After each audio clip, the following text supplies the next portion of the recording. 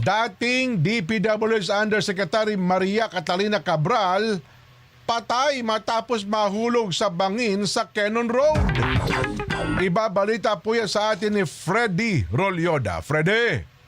Kinumpirma ng otoridad na nasawi ang dating DPWH Undersecretary Maria Catalina Cabral na naunang natagpuang nakandusay, walang malay at unresponsive sa gilid ng Buid River sa bahagi ng Camp 6 ng Barangay Camp 4, Tuba, Benguet. Sa ulat na ipinarating ng Benguet Provincial Office Provincial Director Police Colonel Lambert Suerte kay Procar Regional Director Police Brigadier General Erickson Dilag at base sa investigasyon ng BCP Station 8 at Tuba MPS, ang biktima kasama ang kanyang driver na nakilalang si Ricardo Hernandez, 56 years old, ay bumiyangay bandang alas 3 ng hapon kahapon papuntang La Union. Habang binabagtas umano ang Cannon Road ay sinabihan ni Cabral si Hernandez na huminto at ibaba siya sa bahagi ng Maramal, Camp 5, Camp 4 at iwan muna siya doon. Ayon pa sa salaysay ng driver na pinaalis siya ng biktima kung sanay sumunod naman ang driver at nagpa siyang magpagas na muna sa isang gasoline station. Ayon pa sa salaysay, bandang alas 5 na ng hapon na umano nakabalik ang driver sa lugar na pinag-iwanan kay Cabral. Hinanap niya ito ngunit hindi niya makita ang biktima. Nagpa siyang bumalik ang driver sa Ion Hotel sa pagbabaka sakaling andoon ang kanyang hinahanap ngunit nabigo umano siya na makita ang biktima. Alas 7 ng gabi ng parehong araw, bumalik ang driver sa lugar na pinag-iwanan kay Cabral ngunit bigo pa rin makita ang hinahanap kaya minabuting ipagbigay alam na ito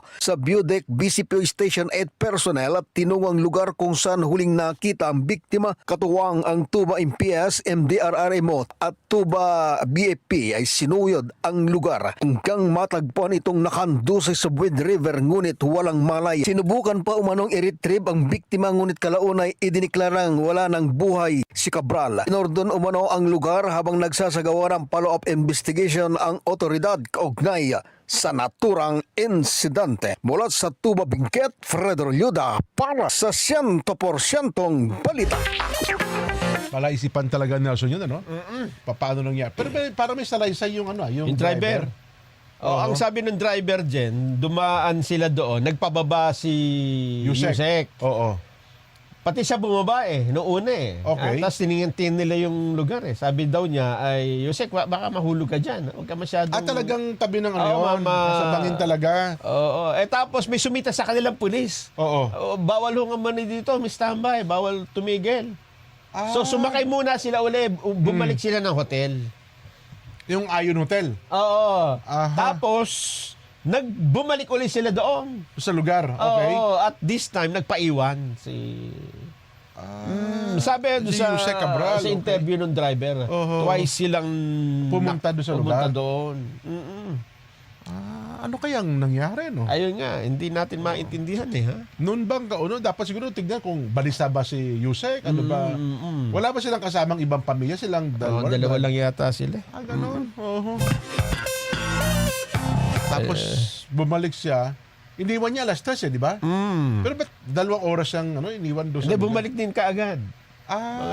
Kaya lang, nakita niya wala na.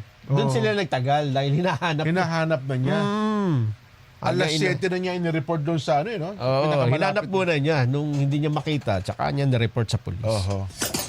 Pero kakahanap daw niya. Bumalik pa rin siya sa hotel. Baka daw inisip nandun. niya Baka na bumalik sa naglakad Ion Hotel. Baka nainip